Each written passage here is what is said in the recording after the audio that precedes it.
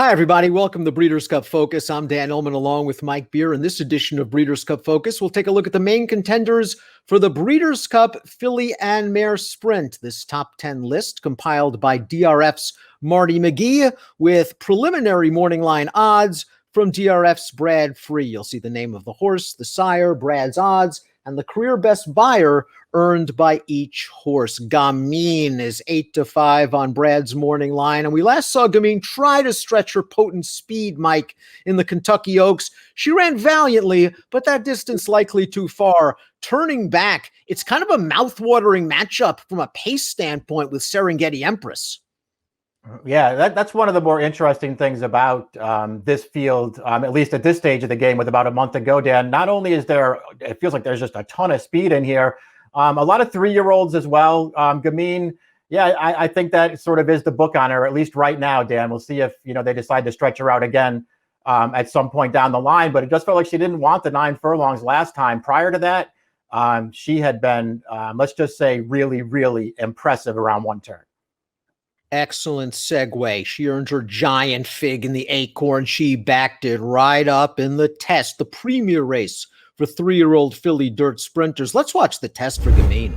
Boy, was she good here. She went right to the front, as is her wont. She took some heat from Venetian Harbor, who's also on this list and is a real solid filly. And as you see, Gamine's just getting away without really any sort of urging. Yeah, just a thoroughly dominant win here. It was interesting to watch this race back too, Dan, especially the early stages of it, because as you mentioned, Venetian Harbor is really fast, but they didn't really go after Gamine from the gate in that race. They sort of let her find her stride first, and Gamine, I think, really took advantage of that situation. I don't think it was going to make a difference at all, but it does feel like come Breeders' Cup Day, the pace scenario is going to be a lot different for Gamine. Oh, I guarantee you Serengeti Empress is going to go after Gamine in the early portion of the Filly and Mare Sprint. Now, they stretched her out successfully last year. Heck, she won the Kentucky Oaks, but I think the connections have figured out what she wants to do. And that sprint and 7 furlongs is really good for her. Let's watch her most recent race. I believe it's the Ballerina, where she beats Bellafina, who's also on this list. And Serengeti Empress just takes no prisoners. That's a real fast horse, Latruska, that she dueled into defeat.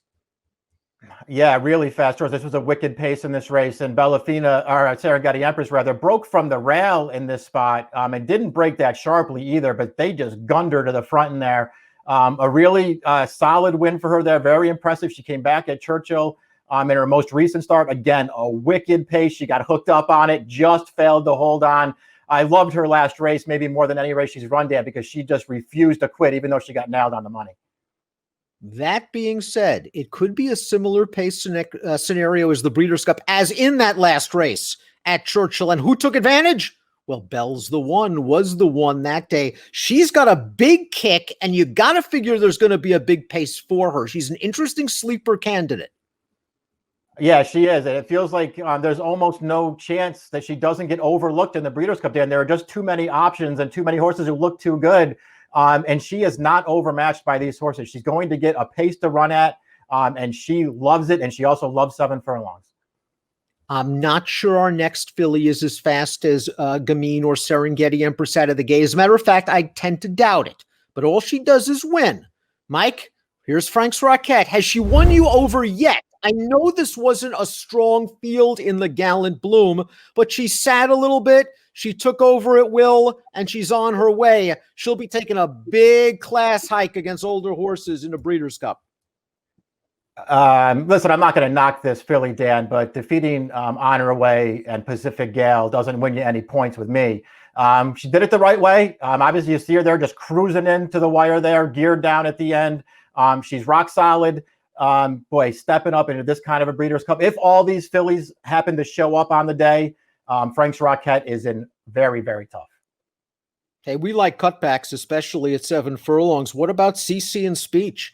I mean, Speech was no match for the big names in the Kentucky Oaks, but she's had a really solid season. And I just have a feeling maybe turning back in a race full of pace will work for her. CC had a good start to the year, kind of tailed off a little bit over the summer.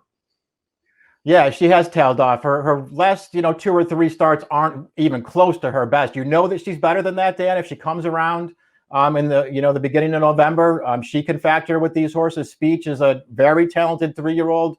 Maybe you're right. Maybe cutting back will work for her. Even Venetian Harbor. I'm not done with Venetian Harbor yet. Maybe she has the wrong running style for this race. I think she's really good, though. And I think she wants to sprint. Do you feel horses like Bellafina and Come Dancing have just seen better days? Old class masters. They've run big races in the past. You saw that 114 buyer on the slate we showed with Come Dancing, but maybe they're just not in the form of these other horses. Yeah, I don't like their recent races. I understand that Come Dancing got back on the beam a little bit last time when she won the honorable miss. But again, that wasn't that strong a field. And it just feels like she's struggling to get back to those really good races she was running early last year. Bob Baffert and Gamine, 8-5 on Bradfree's preliminary morning line for the Breeders' Cup Filly and Mare Sprint, where she might be facing a very fast rival in Serengeti Empress.